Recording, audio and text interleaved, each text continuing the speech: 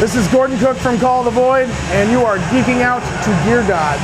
Hey, this is Patrick from Call of the Void, and you are geeking out to Gear Gods. Hey, this is Alex Pace with Call of the Void, and you're geeking out to Gear Gods. Hi, this is Gabe from Call of the Void, and you're geeking out to Gear Gods.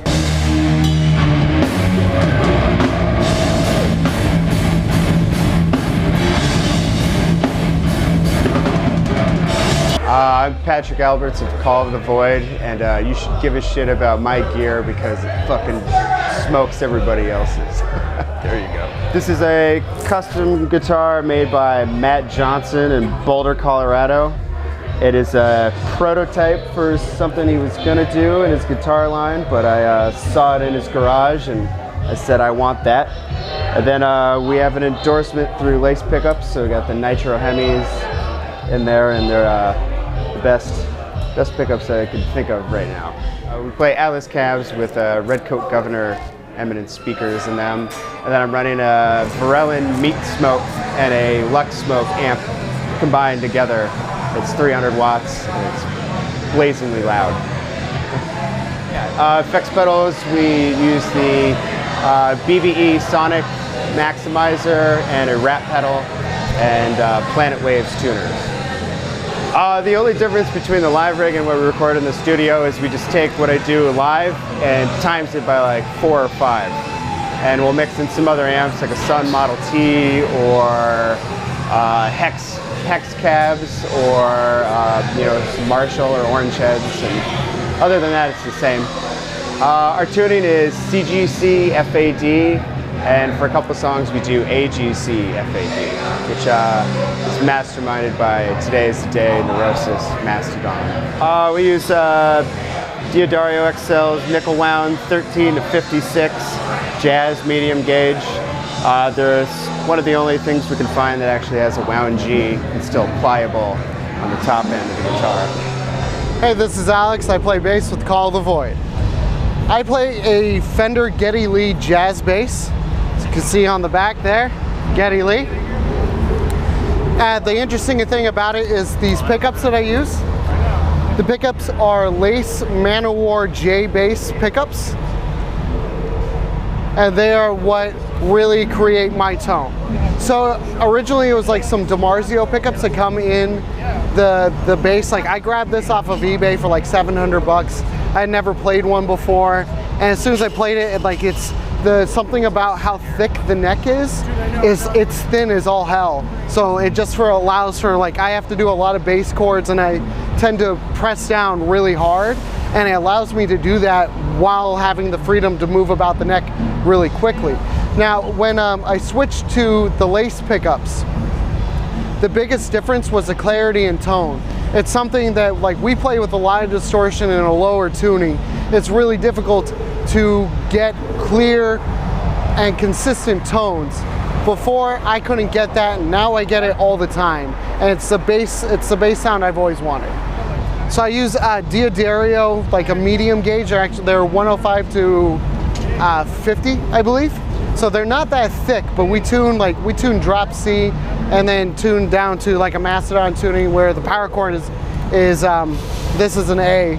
So it's like pretty floppy, but still I like it because it's, again, it's not too thick and allows me to do pretty much whatever I want, and I can tune down low while it's not that floppy. I play with a pick. I just switched to these Brain picks. They're, I believe, like a, let's see, millimeter. So they're pretty thick. You can't really move them around a whole lot. Best thing I found out about them before, like playing with a whole bunch of different picks before, is I would drop them constantly. And because the Brain has these grooves in them, I can't drop them at all. So it allows me to do whatever I need to and smack the hell out of the bass without dropping my pick. Do you like Geddy Lee? Are you into Rush, or did you just get the, So weird thing is, like everyone's always talked about Rush and how amazing they are. I started just barely recently being more open to them, because I'm like, if everyone likes it, then why the fuck would I like it? Like, because I'm an idiot like that. And I started being more open to them because of the split that Propagandhi did with Sacrifice, where Sacrifice covered Anthem, and I listened to it, I'm like, hey, that's actually not that bad. and Trailer Park Boys. It's just like, oh, well, I mean, if they like them, then hell. And listening to Geddy Lee's isolated tracks, fucking awesome. I bought the bass, I was just like, I knew it was gonna be good if it's Geddy Lee's. Hi, I'm Gabe, and I play guitar in Call of the Void. So right now I got this 2000 Les Paul Special, and then I got my backup is a Gibson The Paul 2. So it's like a thinner, like streamlined model of the original, the original The Paul. I guess not really. It doesn't really look like it, but I dig this one because it's a flat top. I don't really like arch tops that much, and I think it just looks cool as shit and sounds pretty rad too. Kind of hard to intonate, but I'm getting used to that. Had to change a lot of stuff. I got some, I forgot the brand, but I had to get higher ratio tuners, which look really nice. I wanted to keep it classic style, but that helped out a lot with the intonation. Also, I plan on getting lace pickups. They're going to endorse me. I'm new to the band, so they're going to endorse me, and I think I'm probably going to end up getting the Dissonant Aggressors, the Mastodon ones. Are really awesome pickups. So I might get those. I might either get those or Drop Gains, which are pretty cool too.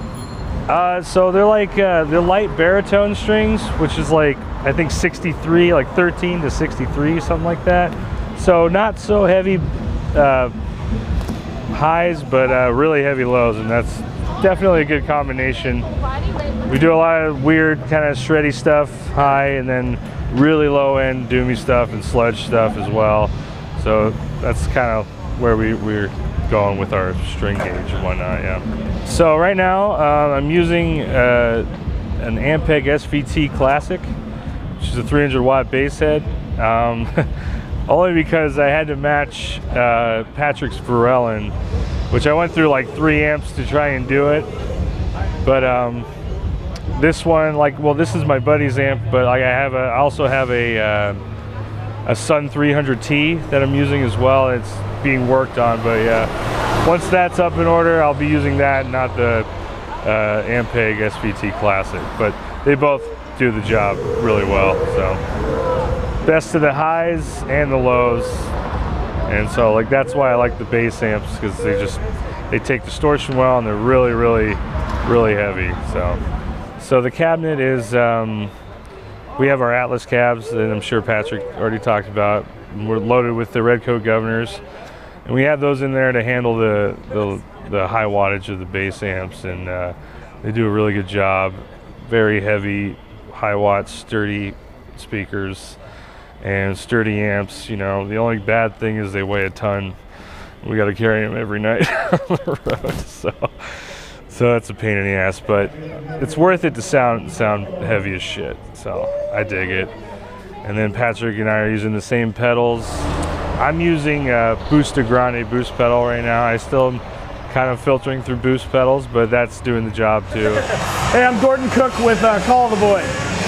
So I guess the main meat and the potatoes is over here. We have custom Tribes kit. Tribes is a company out of Boulder, Colorado. There's the logo there.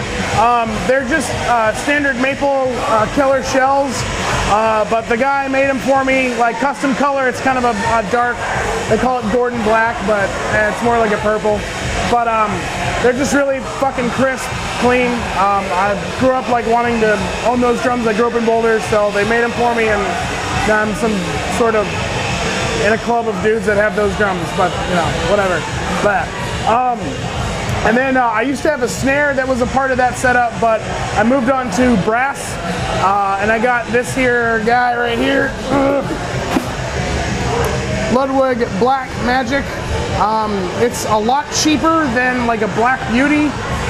This thing's like averages around $400, whereas a Black Beauty can be like upwards to $1,000.